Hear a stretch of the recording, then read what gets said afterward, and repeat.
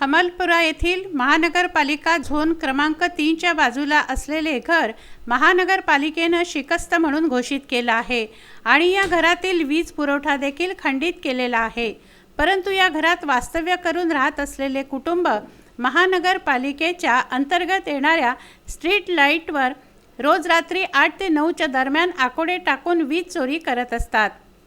या संदर्भात राजापेठ महानगरपालिका झोन क्रमांक 2 येथील वैभव काळे यांना माहिती देण्यात आली व फोटो देखील पाठवले, पण त्यांनी आतापर्यंत कोणत्याही प्रकारची कार्यवाही केलेली नाही। 4 महिन्यांपासून हे वीज चोरीचं प्रकरण सुरू आहे, मात्र यावर कारवाई करण्यास साहेब लोक टाळाटाळ करत असल्याचा आरोप परिसरवासियांचा आहे।